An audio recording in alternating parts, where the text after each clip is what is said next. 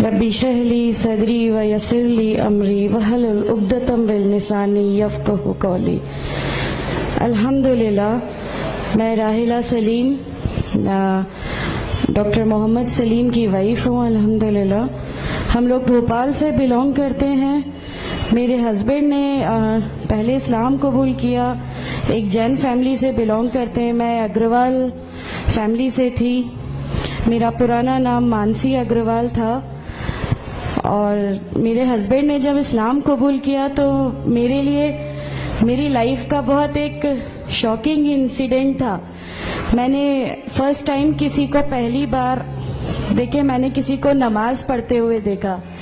میں نے اچانک یہ اکثر کر کے ایک پرٹیکولر ٹائم ہوتا تھا اور یہ گھر سے کہیں چلے جاتے تھے، اور میں ان سے پوچھتی تھی کہ آپ کہاں جاتے ہیں، تو یہ رپلائی کرتے تھے this is none of your business, you have to do your job. تو میں بھی خاموش ہو جاتی تھی۔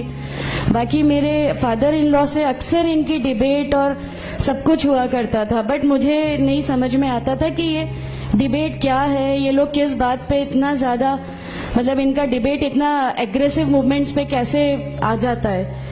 تو باقی پھر ایک دھیرے دھیرے جب مجھے یہ اسلام کے پہلے تو یہ لوگ نہیں بتائے، بٹ فرسٹ ٹائم جب میں نے ان کا فجر کی نماز تھی اور اچانک میری نیند کھلی اور میں نے ان کو نماز پڑھتے ہوئے دیکھا، میں نے ان سے پوچھا کہ آپ کیا نماز پڑھ رہے ہیں، کیونکہ صرف ٹیلی ویژن پہ دیکھا تھا کہ ہاں ایسے جو کرتے ہیں وہ نماز کے ایکشنز ہیں۔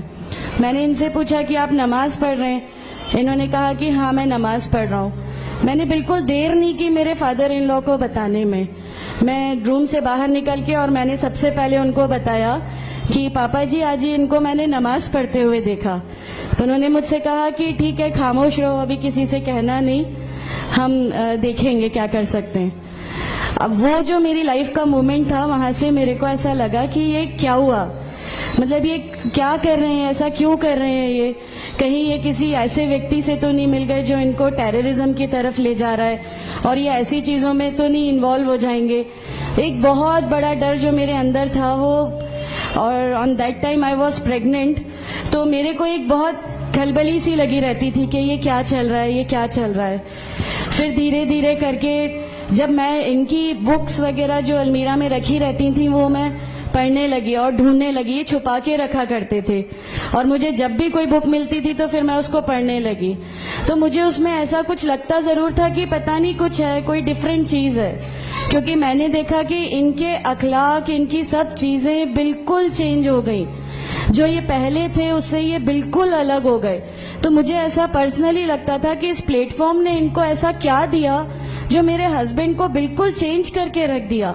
مطلب الحمدللہ یہ اس سمے کوشش کرتے تھے کہ جو نبی کی سنتیں ہیں، جو ہمارے نبی صلی اللہ علیہ وسلم نے کیا، اپنی وائف کی مدد کرنا، اپنی وائف کے ساتھ کس طرح اس کے حقوق کی ادائیگی کرنا، یہ سب کچھ وہاں الحمدللہ کرنے لگے۔ اور مجھے جو ان کا یہ ڈراسٹیکل چینج تھا، جو ان کو اس پلیٹ فارم پہ آئے ہوئے 6 months یا 1 year ہوا ہوگا، وہ دیکھ کے میرے لیے ایک بہت بڑا ایک سرپرائز تھا کہ یہ کیا ہوا۔ پھر اس کے بعد مجھے لگا کہ نہیں، میں بھی اب اس کو جانتی ہوں، میں بھی اب پڑھوں گی، اور پھر میں اپنے فادر ان لا اور ان کی ڈیبیٹ سننے لگی۔ تو جینزم میں گاڈ کانسیپٹ ہے ہی نہیں۔ ہر وہ ویکتی جو بہت زیادہ علم حاصل کر لیتا ہے، بہت زیادہ نالج حاصل کر لیتا ہے، تو وہ ایک لمٹ پر آ کر نعوذ باللہ گاڈ کا وہ مقام حاصل کر لیتا ہے، اور لوگ اسی کی پھر پوجا کرنے لگتے ہیں، اسی کی ورشپ کرنے لگتے ہیں۔ تو میرے دماغ میں اگروال فیملی سے تھی، تو میرے دماغ میں تھا کہ نہیں، ہمارے جو بھگوان ہیں وہ 3-4 ہاتھ والے ہیں، ان کا کیا ایک ہی گاڈ ہے جس کو جا کے آپ کو پوجنا ہے؟ تو نہیں، میں ان سے تو کچھ نہیں مانگوں گی، 3-4 ہاتھ والے بھگوان ہی ہوتے ہیں، یہ نہیں کچھ وہ ایسا رکھتے۔ تو وہاں سے ایک تھوڑا سا ڈسٹریکشن میرے کو گاڈ کانسیپٹ کا آیا، اور ایشور ہے جو اس دنیا کو چلا رہا ہے، یہ ہمیشہ میرے ایک ذہن میں رہتا تھا۔ تو مجھے میرے فادر ان لا کہیں نہ کہیں اس پلیٹ فارم پہ آ کے غلط لگنے لگے کہ نہیں، یہ جو کہہ رہے ہیں وہ صحیح ہے، اور ان کی جو ڈیبیٹ ہے اس کا اینڈ جو ہے وہ یہ صحیح ہے۔ پھر دھیرے دھیرے کر کے مجھے ان کی چیزوں پہ یقین آنے لگا الحمدللہ۔ پھر ہمارے ایک فیملی فرینڈ ہیں، ان کے یہاں یہ مجھے لے گئے۔ وہاں پر کسی نے مجھ سے کہا کہ میں بہت بزرگ ہو چکا ہوں، کلیم صدیقی صاحب ہیں، مجھے ان کا نام دھیان نہیں ہے اچھے سے، بٹ انہوں نے مجھ سے کہا بیٹا میں بہت بزرگ ہو چکا ہوں, میں چاہتا ہوں تم کلمہ پڑھ لو, میری زندگی رہے نہ رہے, میں آپ سے ملوں نہ ملوں, تو آپ کلمہ پڑھ لو. تو الحمدللہ میں نے کلمہ پڑھ لیا.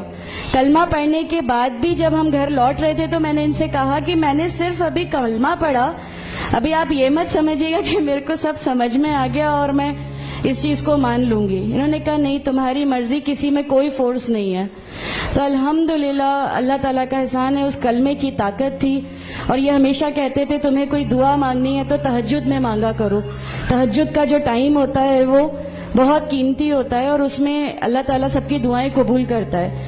انہوں نے مجھے ایک دعا سکھائی تھی کہ تم ایک دعا مانگو کہ یا میرے رب اگر میرا ہسبینڈ غلط راستے پر ہے تو اس کو صحیح راستے پہ لیا, اور اگر میں غلط راستے پہ ہوں تو مجھے صحیح راستہ دکھا دے.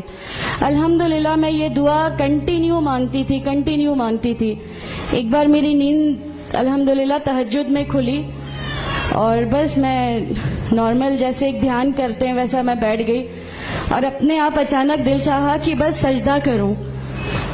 میری زندگی کا وہ پہلا سجدہ تھا اور اس بہت لمبا سجدہ تھا, اور اس سجدے میں نے میرے رب سے کیا کیا مانگ لیا مجھے بھی نہیں یاد ہے. اور اس سمے مجھے ایسا فیل ہو رہا تھا جیسے اللہ تعالیٰ خود مجھ سے بات کر رہا ہے, اللہ میرے سوالوں کا جواب خود دے رہا ہے. الحمدللہ بس اس کے بعد تو ایسا لگا کہ نہیں, اسلام حق ہے اور اسلام پہ ہی چلنا ہے.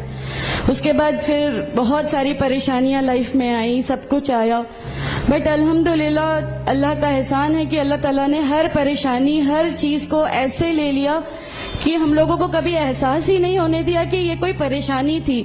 ایسا لگا کہ اللہ کی پوری راہ میں ہم لوگوں کو ریوارڈ ہی ملنا ہے اس چیز کا, اور اللہ ہمیں اس کا ریوارڈ ہی دیتا چلا جائے گا.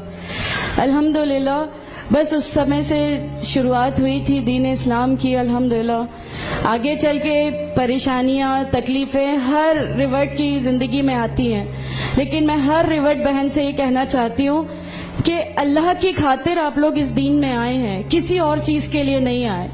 تو اللہ ہی کی خاطر ان پریشانیوں کو بھی جھیلیے, اللہ ہی کی خاطر جھیلیے. اللہ تعالیٰ اگر آپ لوگوں سے ماشاءاللہ, میں جب گھر سے نکلی, جب ہمارے فادر ان لا نے ہمیں گھر سے نکالا, میرے بچے کی, چھوٹا بچہ تھا, چھوٹے والے کی صرف ایک دودھ کی بوتل تھی, اس کے علاوہ کچھ بھی نہیں تھا. میں جاب کرتی تھی, میں نے اپنے چھوٹے بیٹے کو ماں کے یہاں چھوڑ کے جایا کرتی تھی. میرے ممی پاپا بہت زیادہ مطلب ہم لوگوں سے ڈیٹیچ نہیں ہوئے تھے, ایک محبت تھی ان کو ہم سے, تو اس محبت کے کارن مطلب ان لوگوں نے کبھی ہمارا اس لیول تک اپوز نہیں کیا جو ان لاز کی طرف سے آیا. تو جب میں میرے مائکے گئی اور میں نے اپنے بچے کو لیا اور میں نے کہا کہ ماں ہم نے وہ گھر چھوڑ دیا, ہمیں اس گھر سے ان لوگ نکالے, ایسا کر کے. ماں ہے, بہت روئی, تم لوگ کیوں ایسا کر رہے ہو, کیا کرو گے, کیسے رہو گے, دونوں چھوٹے بچے ہیں, کیا ہوگا. میں نے کہا کہ ماں آپ صرف ایک ماں ہو نا, وہ مجھے 70 ماؤں کے برابر محبت کرتا ہے, تو جو رب مجھے میری 70 ماؤں کے برابر محبت کرتا ہے وہ کیسے اس دنیا میں مجھے رسوا کر سکتا ہے. صرف ایک چھوٹا سا یہ وشواس تھا. الحمدللہ اس وشواس کو رکھتے ہوئے ساری چیزیں, سب پریشانیاں ایسے اللہ تعالیٰ نے لے لی کہ اس کا میرے پاس کوئی مطلب کہنے کے لیے بھی شبد نہیں ہے. الحمدللہ.